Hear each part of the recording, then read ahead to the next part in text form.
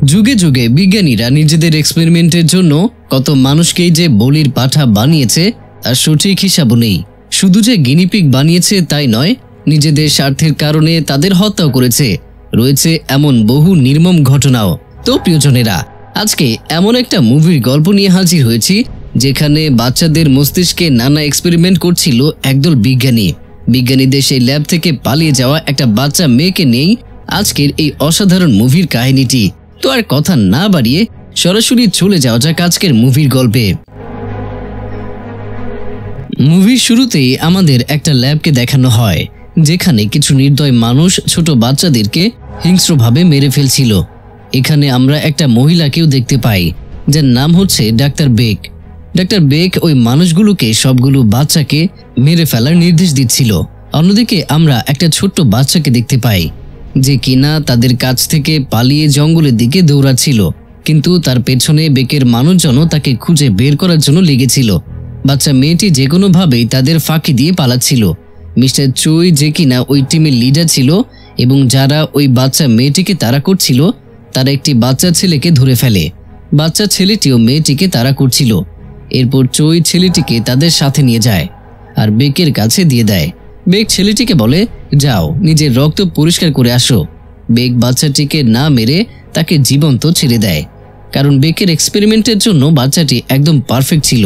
এরপর বেক চুইয়ের কাছে মেয়েটির কথা জিজ্ঞেস করে। চুই বলে, আমরা খুব দ্রুতই তাকে ধরে ফেলবো।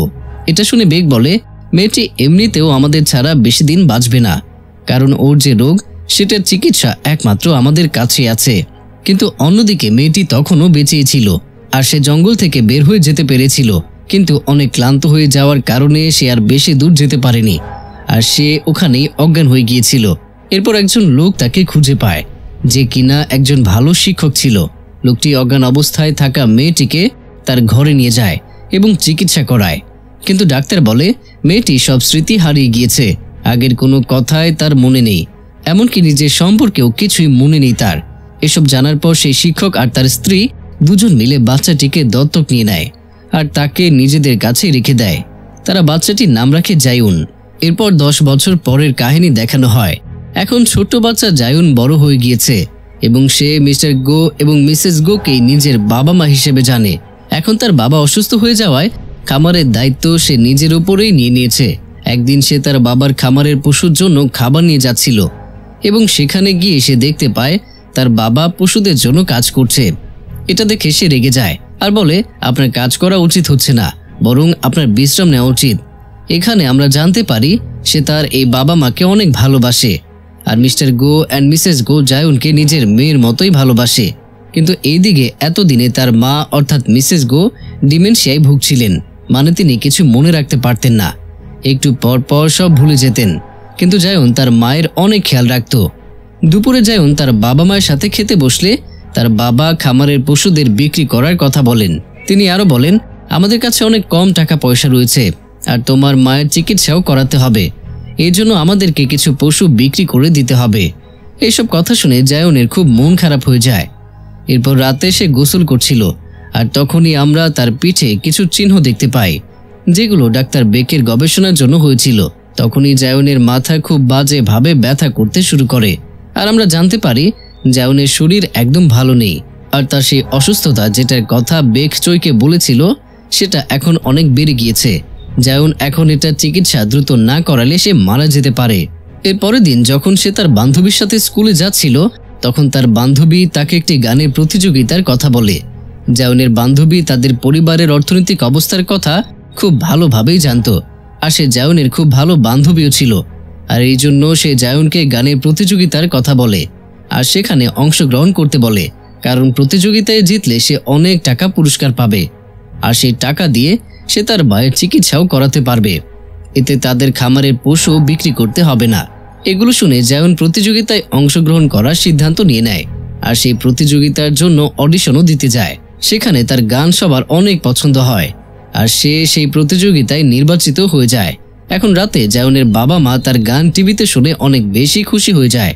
এখানে তারা জানতে পারে জায়ুন অডিশনের সময় এক ধরনের ম্যাজিক ট্রিক্স দেখিয়েছিল। আসলে ছোটবেলায় ডাক্তার বেকের ওই গবেষণার কারণে তার শরীরে এক ধরনের অদ্ভুত শক্তি এসেছিল, কিন্তু তাকে টিভিতে এসব করতে দেখে সবাই এটাকে এক ধরনের ম্যাজিক ট্রিক্স ভাবতে থাকে। কিন্তু তার বাবা মা তাকে বলে, সবাইকে তোমার এমন শক্তি দেখানো উচিত নয়। এটা শুনে সে তার বাবা মায়ের কাছে ক্ষমা চেয়ে বলে সে আর কখনো এমনটা করবে না। এই সব কিছু থেকে আমরা জানতে পারি জায়নের কাছে কিছু অলৌকিক শক্তি রয়েছে, যেগুলো বেকের গবেষণার কারণে সে পেয়েছিল, কিন্তু এখন পর্যন্ত সেগুলো পুরো পৃথিবীর কাছ থেকে জায়ন লুকিয়ে রেখেছিল। অন্যদিকে জায়নকে ডাক্তার বেক আর চই টিভিতে দেখে জানতে পারে যে সেই বাচ্চা মেয়েটি এখনো বেঁচে আছে। এর পরের দিন যখন জায়ন তার বান্ধবীর সাথে প্রতিযোগিতার জন্য যাচ্ছিল, তখন ট্রেনে তাদের একটি ছেলের সাথে পরিচয় হয়, যার নাম ছিল নোবেলম্যান। নোবেলম্যান জায়নের কাছে এসে বসে আর বলে, আমি তোমাকে চিনি। একই সাথে সে তার আসল নাম উইচ বলে ডাকতে থাকে, কিন্তু জায়ন কিছুই বুঝতে পারে না। জায়ন নোবেলম্যানকে বলে, তোমার হয়তো ভুল হচ্ছে, আমি সেই নই যাকে তুমি খুঁজছো, আমার নাম তো জায়ন। এই কথা শুনে নোবেলম্যান জায়নকে একটা জোরে থাপ্পড় মারতে যায়, কিন্তু সে তার হাত জায়নের গালের কাছাকাছি নিয়েই থামিয়ে দেয়। নোবেলম্যান দেখে জায়ন নিজেকে বাঁচানোর জন্য কোনো ধরনের শক্তির ব্যবহার করেনি, আর এটাতে নোবেলম্যান বুঝে যায় জায়নের কিছুই মনে নেই। পুরনো ছোটবেলার সব স্মৃতি সে ভুলে গিয়েছে। এখন নোবেলম্যান তাদেরকে রেখে চলে যায়। এইসব কিছুতে জায়ন অনেক ভয় পেয়ে যায়। এদিকে নোবেলম্যানের সাথে একজনের ভুল করে ধাক্কা লেগে যায়, কিন্তু এতে নোবেলম্যানের অনেক রাগ উঠে যায় আর সে খুব সহজেই ওই লোকটিকে মেরে ফেলে। আর এতে আমরা জানতে পারি নোবেলম্যানের কাছেও অলৌকিক শক্তি রয়েছে। এর পরের দৃশ্যে জায়ন প্রতিযোগিতার পরের ধাপে চলে যায়, আর জায়ন এই ধাপেও জিতে যায় আর সেমিফাইনালে চলে যায়। এদিকে টিভিতে চই আর বেকও জায়নকে দেখছিল। বেক চইকে বলে, এই মেয়েটি সেই ছোট্ট মেয়েটি, যাও ওকে ধরে নিয়ে আসো। এদিকে জায়নের মাথায় আবারও ব্যথা শুরু হয়, আর এইবার তার নাক থেকে রক্ত পড়তে শুরু করে। আর এরপর আমাদের কিছুদিন আগের একটি দৃশ্য দেখানো হয়। একজন ডাক্তার জায়নকে তার অসুস্থতার কথা বলে আর বলে, তোমার সমস্যা অনেক বেড়ে গিয়েছে, তোমার হাতে আর মাত্র কিছুদিন সময় আছে, কিন্তু যদি তুমি তোমার আসল বাবা মাকে খুঁজে নিতে পারো, তাহলে তাদের বোনমেরুর সাহায্যে তুমি আজীবনের জন্য সুস্থ হয়ে যেতে পারবে। এরপর কাহিনী আবার বর্তমানে ফিরে আসে।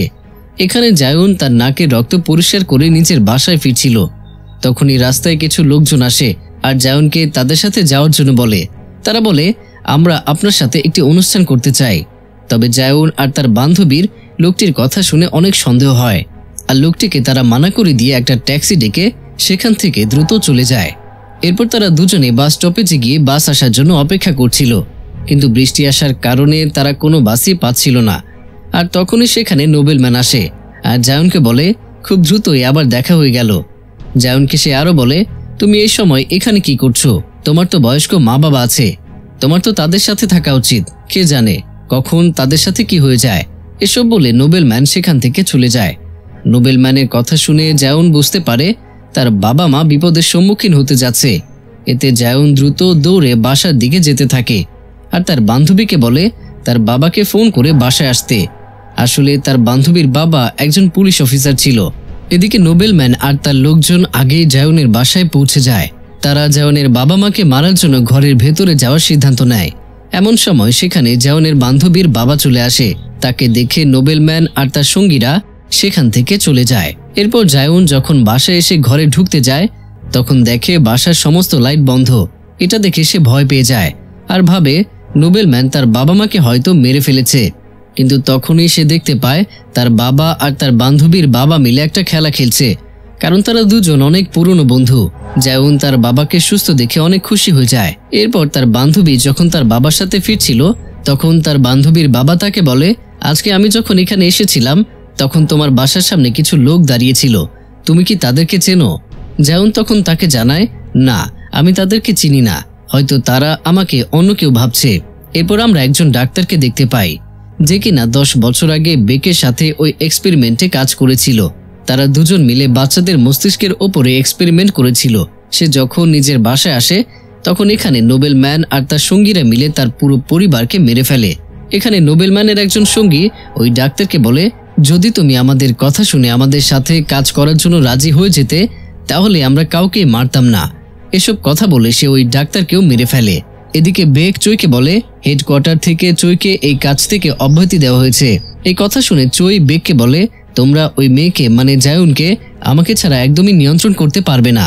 এগুলো শুনে বেক চইকে বলে, তোমার জন্য আমি কোম্পানি প্রধানের সাথে কথা বলবো, আর তোমাকে আবারও কাজে ফিরিয়ে আনার জন্য বলবো। এই কথা শুনে চই হেডকোয়ার্টারে দক্ষ একজন মানুষের কাছে যায় যে এই কোম্পানির জন্য আগে কাজ করত। সে লোকটি বলে, আমার খুব দক্ষ 2 জন বিজ্ঞানীকে মেরে ফেলা হয়েছে, আর আমি এখনো পর্যন্ত জানতে পারিনি যে এই হত্যা কে করেছে। চই ওই লোকটিকে বলে, কিছু সময় আগে আমেরিকার হেডকোয়ার্টার থেকে কয়েকজন ছেলে মেয়েকে এখানে নিয়ে আসা হয়েছিল, আর আমার মনে হয় বেক ওদেরকে দিয়েই সেই বিজ্ঞানীকে খুন করিয়েছে।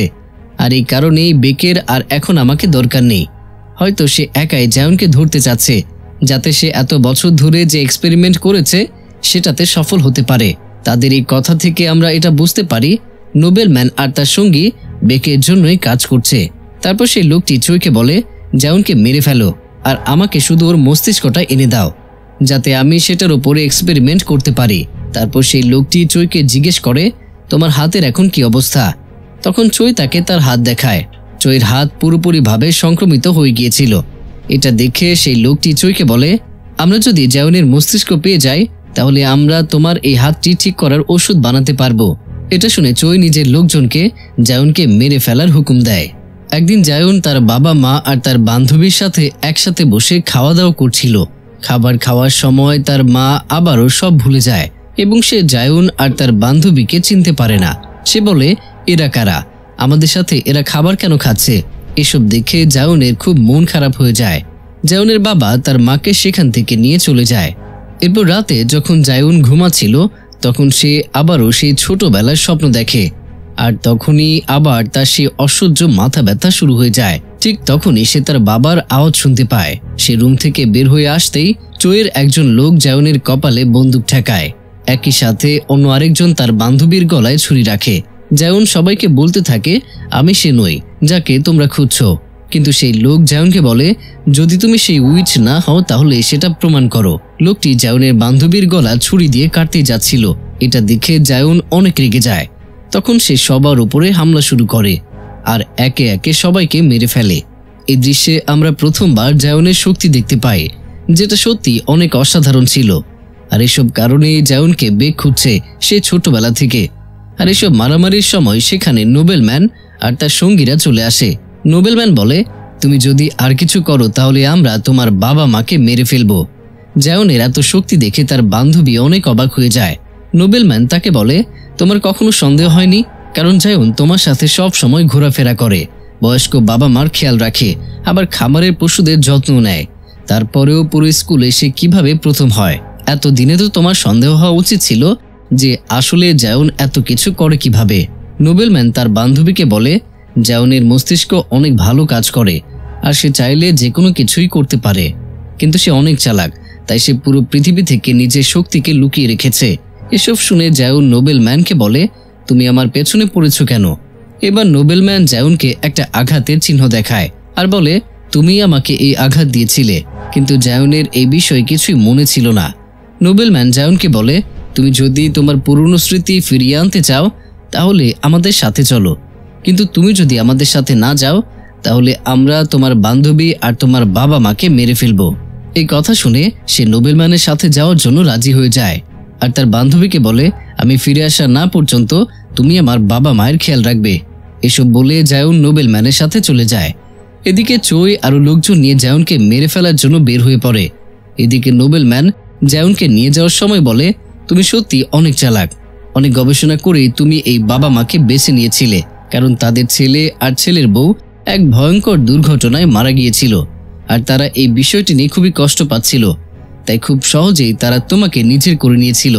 এই মুহূর্তে এটাও দেখানো হয় জায়ন সত্যি অনেক বুঝে শুনে সেই বাবা মাকে বেছে নিয়েছিল, কিন্তু হয়তো সেগুলোর কিছুই তার মনে নেই। এখন এখানে নোবেলম্যান জায়নকে নিয়ে বেকে সেই ল্যাবে চলে যায়। অন্যদিকে চইও বেককে কল করতে থাকে, কিন্তু বেক তার ফোন ধরে না। এতে চই এবার অনেক রেগে যায় আর বেককে মেরে ফেলার সিদ্ধান্ত নেয়। নোবেলম্যান জায়নকে একটি ল্যাবে নিয়ে যায় আর তাকে একটি চেয়ারের সাথে বেঁধে দেয়। আর অন্য একটি ঘর থেকে বেক ক্যামেরার সাহায্যে জায়নকে দেখতে পাচ্ছিল আর মাইকের সাহায্যে তার সাথে কথা বলতে থাকে। বেক জায়নকে বলে, তোমাকে জীবন্ত দেখে আমার অনেক খুশি লাগছে, আমরা 10 বছর ধরে তোমাকে খুঁজে যাচ্ছি। এসব শুনে জায়ন খুবই ভয় পাচ্ছিল। সে বেককে বলে, আমি কিছুই বুঝতে পারছি না যে তোমরা কি সব বলছো। বেক তখন জায়নের স্মৃতি ফিরিয়ে আনার জন্য তাকে একটা ইনজেকশন দেয়। আর এরপর জায়নের নিজের ছোটবেলার কথা আস্তে আস্তে মনে পড়তে শুরু করে। তখন আমরা জানতে পারি এখানে অনেকগুলো বিজ্ঞানী বাচ্চাদের মস্তিষ্কের ওপর এক্সপেরিমেন্ট করছিল, কিন্তু তাদের এক্সপেরিমেন্টে দেখা যায় জায়নের ক্ষমতা এবং শক্তি সবচেয়ে বেশি। এখন বেক এখানে জায়নকে বলে, আমি তোমার মস্তিষ্কের একটি ডিএনএ পরিবর্তন করে দিয়েছিলাম, আর এই কারণে তোমার মাঝে এত শক্তি এসেছে। এরপর জায়ন বেককে জিজ্ঞেস করে, তুমি আমাকে মেরে ফেলতে কেন চাচ্ছিলে? তখন বেক বলে, আমরা সেই সময় যে এক্সপেরিমেন্ট করেছিলাম সেগুলোতে সফলতা পেয়েছিলাম, কিন্তু আমাদের কাছে তোমাকে নিয়ন্ত্রণ করার কোনো আলাদা ব্যবস্থা ছিল না। এজন্য হেডকোয়ার্টার তোমাকে মেরে ফেলার সিদ্ধান্ত নেয়। বেক আরো বলে, তুমি তোমার প্রজন্মের সব বাচ্চাদের চেয়ে সবচেয়ে আলাদা ছিলে, আর তোমার শক্তিও ছিল সবচেয়ে বেশি। কিন্তু আমরা যেদিন তোমাকে মারতে গিয়েছিলাম সেদিন রাতে তুমি এখানকার প্রায় সবকিছুই ধ্বংস করে দিয়েছিলে। ওই দিন তোমার সামনে যে এসেছিল তুমি তারই অবস্থা খুব খারাপ করে দিয়েছিলে, আর তারপর এখান থেকে বেঁচে পালিয়ে গিয়েছিলে। বেকের এত কথার মাঝে আমরা এটাও জানতে পারি সেদিন নোবেলম্যানকেও জায়ন আঘাত করেছিল যখন সে এই ল্যাব থেকে পালিয়ে যাচ্ছিল। এরপর বেক জায়নকে আরো বলে, আমরা তো এতদিন ভেবেছিলাম তুমি তোমার কঠিন রোগের কারণে এতদিনে হয়তো মারা গিয়েছো, কিন্তু হঠাৎ একদিন আমরা তোমাকে টিভিতে দেখতে পাই যেখানে তুমি তোমার শক্তি প্রদর্শন করছিলে। তখনই আমরা বুঝতে পারি তুমি এখনো বেঁচে আছো। বেকের এত কথার মাঝে জায়নের মাথায় আবারও প্রচন্ড ব্যথা শুরু হয়, আর তার নাক দিয়ে রক্ত পড়তেও শুরু করে। এগুলো দেখে বেক জায়নকে বলে, তোমার এই অসুস্থতার চিকিৎসা রয়েছে, আর সেটা হচ্ছে তোমার আসল বাবা মায়ের বোন ম্যারো। আমরা এটাও জানি তোমার আসল বাবা মা কোথায় আছে। এতক্ষণ ধরে নোবেলম্যান তাদের সব কথাবার্তা শুনছিল, আর এতে সে একটা বিষয় জানতে পারে আর দ্রুতই কোথাও একটা যাওয়ার জন্য উঠে পড়ে। এরপর বেক জায়নকে বলে, তোমার জন্য একটা উপহার রয়েছে। বেক জায়নকে একটা ইনজেকশন লাগিয়ে দিতে বলে, আর বলে, তুমি 1 মাসের জন্য একদম ঠিক হয়ে গিয়েছো, আর এখন তুমি তোমার শক্তির পুরোপুরি ব্যবহার করতে পারবে। কিন্তু 1 মাস পর এই সিরামের কাজ শেষ হয়ে যাবে, তখন তোমার আবারও এই সিরামটি নিতে হবে, আর এই সিরাম শুধু আমাদের কাছেই আছে। এখন এই সিরামের জন্য তোমাকে আমাদের সাথে কাজ করতেই হবে। ইনজেকশন লাগানোর পর এসব কথা শুনে জায়ন জোরে জোরে হাসতে শুরু করে দেয়, আর বেককে বলতে থাকে, আমার তোমার এই উপহার আসলে অনেক ভালো লেগেছে, আর আমি জানতাম আমার এই অসুখের চিকিৎসা শুধু তোমার কাছেই হবে, এই জন্যই আমি তোমাকে খুঁজছিলাম। আর এখানে এই মুভির সবচেয়ে বড় টুইস্ট আসে, আর আমরা জানতে পারি শুরু থেকে জায়ন কিছুই ভুলে যায়নি, তার সবকিছুই মনে ছিল। সে শুধু সবার সামনে ভুলে যাওয়ার অভিনয় করছিল। আসলে জায়ন বেক আর সব বিজ্ঞানীদেরকে শেষ করে দিতে চাচ্ছিল, তাই সে সবাইকে খুঁজছিল। কিন্তু যখন সে ডাক্তারের কাছ থেকে জানতে পারে সে দ্রুতই মারা যাবে, তখন সে একটি পরিকল্পনা করে। তাই সে জেনে বুঝে গানের অনুষ্ঠানে সকলের সামনে জাদু দেখায়, যাতে বেক আর অন্যান্য বিজ্ঞানীরা তাকে খুঁজে নেয়। আর আজকেও সে নিজের পরিকল্পনা মোতাবেকই বেকের কাছে এসেছিল, যাতে সে তার অসুস্থতা ঠিক করতে পারে। তার এইসব পরিকল্পনা নোবেলম্যানও বুঝে ফেলে, আর তাই সে ওই সিরামের ফর্মুলাটি নিতে যাচ্ছিল। এরপর জায়ন নিজের শক্তি দিয়ে নিজেকে ছাড়িয়ে নেয় আর বেকের লোকজনদেরকে মেরে ফেলে। এসব দেখে বেক জায়নের ঘরে এক ধরনের গ্যাস ছেড়ে দেয়, কিন্তু জায়ন ছাদ ভেঙে বেকের কাছে চলে যায় আর বেকের দিকে বন্দুক তাক করে বলে, আমি কিছুই ভুলিনি যেগুলো তুমি আমার সাথে করেছিলে। আমি তোমাকে অনেক দীর্ঘদিন ধরেই খুঁজছিলাম, কিন্তু তোমাকে কোনোভাবেই খুঁজে পাচ্ছিলাম না, আর এজন্যই আমি এমন পরিকল্পনা করেছি আর নিজেকে তোমার কাছে নিয়ে আসতে দিয়েছি। এসব বলে জায়ন বেকের পায়ে গুলি করে দেয় আর তাকে সেই ফর্মুলার কথা জিজ্ঞেস করে, যেটার কারণে সে 1 মাসের জন্য ঠিক হয়ে গিয়েছে। এদিকে নোবেলম্যান তার সঙ্গীদের নিয়ে জায়নকে মারতে আসছে, আর তখন ওখানে চই আর তার লোকজন চলে আসে, আর ওরা নোবেলম্যানের উপরে হামলা করে দেয়। এখানেই নোবেলম্যান চইকে দেখে, আর ওর মনে পড়ে যায় ছোটবেলার কথা, যখন ও জায়নের পেছনে জঙ্গলে ছুটে যাচ্ছিল আর চই তাকে ধরে ফেলে। আর এখানে আমরা জানতে পারি নোবেলম্যানই আসলে ওই বাচ্চাটাই যাকে 10 বছর আগে বেক না মেরে ছেড়ে দিয়েছিল, আর বেক তার উপর এক্সপেরিমেন্ট করে তাকে এত শক্তিশালী বানিয়ে দিয়েছে। এখন নোবেলম্যান তার সঙ্গীদেরকে চইয়ের লোকজনদেরকে মারার নির্দেশ দেয় আর নিজে জায়নের কাছে যেতে শুরু করে। চইও নোবেলম্যানের পেছনে যেতে থাকে। এদিকে দুই দলের লোকজন একে অপরকে মারছিল। শেষে শুধু বেঁচে থাকে নোবেলম্যানের মেয়ে সঙ্গীটা। এপাশে জায়ন বেককে টেনে হিচড়ে সিরামের কাছে নিয়ে যাচ্ছিল, আর এরপর জায়নের কাছে নোবেলম্যান চলে আসে আর তার সাথে মারামারি শুরু হয়ে যায়। কিন্তু সে নোবেলম্যানের উপরে হাসতে শুরু করে দেয় আর খুব সহজেই তাকে মারতে থাকে। নোবেলম্যান তার উপর হামলা করার চেষ্টা করতে থাকে, কিন্তু এতে তার কোনো কিছুই যায় আসে না। সে নোবেলম্যানকে অনেক মারে, আর এই সুযোগে বেক পালিয়ে যেতে চেষ্টা করে, কিন্তু সে বেকের পায়ে আরেকটি গুলি করে দেয়। আর তখনই সেই সময়কে কাজে লাগিয়ে নোবেলম্যান জায়নের হাতে গুলি করে দেয়, কিন্তু সে খুব দ্রুতই তার হাতটি ঠিক করে নেয় আর নোবেলম্যানকে মাটিতে ফেলে গুলি করতে যায়। তবে সেখানে তখন চই চলে আসে আর সে জায়নকে গুলি করে দেয়। এতে জায়ন বেশ ভালোভাবেই আহত হয়ে যায়। এরপর বেক চুইকে বলে, এদের দুজনে মাথায় গুলি করে শেষ করে দাও, মাথায় মারলেই এরা শেষ হয়ে যাবে। কিন্তু চই বেকের কোনো কথাই শুনে না, উল্টো বেককে গুলি করে দেয়। এতে বেকের খেলা এখানেই শেষ হয়ে যায়। এদিকে নোবেল ম্যানের ওই মেয়ে সঙ্গীটা তখন সেখানে চলে আসে। চই ওকেও গুলি করতে যায়, কিন্তু মেয়েটিও ছুরি দিয়ে তাকে হামলা করে বসে। চই অনেক কষ্টে মেয়েটির হাত থেকে বেঁচে যায় আর তাকে অজ্ঞান করে দেয়। তখনই জায়ন চইয়ের কাছে আসে আর বলে, আরে হ্যাঁ, তুমিও তো এই খেলায় আছো, আমি তোমাকে ভুলে কিভাবে গেলাম। এরপর সে চইয়ের ঘাড় ভেঙে তাকে মেরে দেয়। তখন নোবেল ম্যানও উঠে যায় আর জায়নকে বলে, তোমার যে সিরামটা প্রয়োজন সেটা হেডকোয়ার্টারে আছে। এটা শুনে সে নোবেল ম্যানের কাছে হেডকোয়ার্টারের ঠিকানা জানতে চায়। নোবেল ম্যান বলে, তুমি বেঁচে থাকলে তবেই না আমি তোমাকে বলবো। এই কথার মাঝেই নোবেল ম্যানের সেই মেয়ে সঙ্গীটার জ্ঞান ফিরে আসে। সে জায়নের উপর পেছন থেকে ছুরি দিয়ে হামলা করে দেয়, কিন্তু জায়নের এসবে এখন কিছুই হচ্ছিল না। সে মেয়েটিকে একটি আঘাতেই শেষ করে দেয়। তখন নোবেল ম্যান জায়নের কানের কাছে বন্দুক ধরে আর তাকে মারতে যায়, কিন্তু জায়ন নিজের শক্তি দিয়ে নোবেল ম্যানের হাত নিজের কবজায় নিয়ে নেয়। এতে নোবেল ম্যান তার হাত একদম নাড়াতে পারছিল না। এরপর জায়ন আবার নোবেল ম্যানের কাছে হেডকোয়ার্টারের ঠিকানা জানতে চায়, কিন্তু সে তাকে কিছুই বলে না। ফলে জায়ন তাকে গুলি করে দেয়। এরপর ল্যাব থেকে সিরাম নিয়ে ল্যাবে আগুন জ্বালিয়ে দিয়ে সেখান থেকে বাসায় ফিরে যায়। বাড়ির কাছাকাছি এসে সে দেখে পুলিশ সেই মৃত দেহগুলোকে নিয়ে যাচ্ছে যাদেরকে জায়ন মেরেছিল, আর তার বাবা মাকেও হাসপাতালে চিকিৎসার জন্য পাঠিয়ে দেয়। এরপর সে হাসপাতালে যায় আর তার বাবার সাথে দেখা করে এবং সে তার মাকে সেই সিরামের 8টা ডোজ দিয়ে দেয় আর বলে এটা প্রতি মাসেই একবার করে দিয়ে দিতে এবং এই সিরামটি দিতে হবে এই 1 মাস। মায়ের সবকিছুই মনে থাকবে এবং মা শারীরিকভাবেও সুস্থ থাকবে। কিন্তু জায়নের বাবা জায়নকে বলে, এই ওষুধের প্রয়োজন তো তোমার বেশি। জায়ন তখন বলে, বাবা, আমার জন্য একটি ডোজই যথেষ্ট। এটি বলে সে নিজের রোগের চিরস্থায়ী সমাধানের জন্য হেডকোয়ার্টারে যেতে চায়। তখন তার বাবা বলে যে সুস্থভাবে ঘরে ফিরে এসো। এরপর সে তার বাবা মা আর তার বান্ধবীকে বিদায় দিয়ে হেডকোয়ার্টারে যাওয়ার জন্য বেরিয়ে পড়ে। কাহিনীটি এখানে শেষ হয়ে যেতে পারত, কিন্তু শুরু হয় নতুন এক সাসপেন্স। এখন আবার 3 মাস পরের দৃশ্য দেখানো হয়, যেখানে আমরা বেকের আরেকজন যমজ বোনকে দেখতে পাই আর জায়ন তার কাছে আসে। এখানে বেকের বোন জায়নকে আরো অনেক ওষুধ দিয়ে দেয় আর বলে, এগুলোর জন্য তোমার এত ধ্বংসযজ্ঞ না চালালেও হতো। তখন জায়ন বলে, আমার এই সমস্যার সঠিক সমাধান দরকার, যাতে আমি একেবারে আজীবনের জন্য সুস্থ হয়ে যাই। তখনই আমরা এখানে জায়নের আসল মাকে দেখতে পাই। জায়ন তাকে বলে, তুমি যদি আমার সাথে কিছু করো তাহলে আমি তোমাকে একেবারেই শেষ করে দেব। আর এখানেই এই অসাধারণ মুভির কাহিনীটা সাসপেন্স রেখেই শেষ হয়ে যায়।